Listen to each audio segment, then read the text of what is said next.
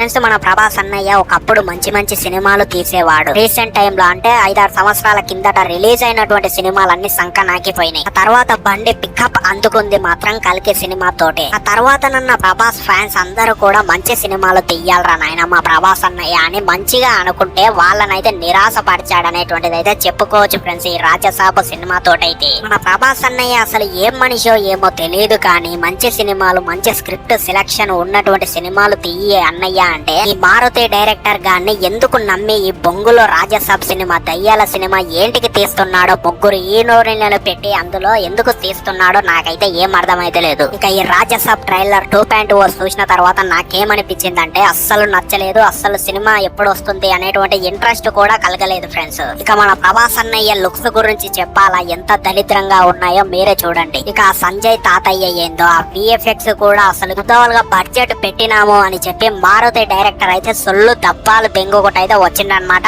ఈ రాజసాబ్ ఈవెంట్ లో అయితే. కానీ రాజసాబ్ ట్రైలర్ చూస్తేనే అనిపిస్తుంది అనమాట సింగారం ఏ విధంగా ఉంది, అసలు సినిమా చూసే ఇంట్రెస్ట్ కూడా మొత్తం పోయింది అనేటువంటిది అయితే ఈ ట్రైలర్ ద్వారా అనేటువంటిది అయితే చెప్పుకోవచ్చు. సో ఫైనల్ గా చెప్పాలంటే ఈ రాజసాబ్ ట్రైలర్ అయితే నాకైతే అస్సలు నచ్చలేదు ఫ్రెండ్స్. మరి మీకేమనిపించింది, అసలు ఈ ట్రైలర్ నచ్చిందా నచ్చలేదా అనేటువంటిది డెఫినెట్లీ కింద కామెంట్ సెక్షన్ లో చెప్పండి. నా ఛానల్ ని సబ్స్క్రైబ్ చేయండి. మళ్ళీ ఇంకో జెన్యూన్ కంటెంట్ తోటి మళ్ళీ కలుద్దాం. Signing off, by.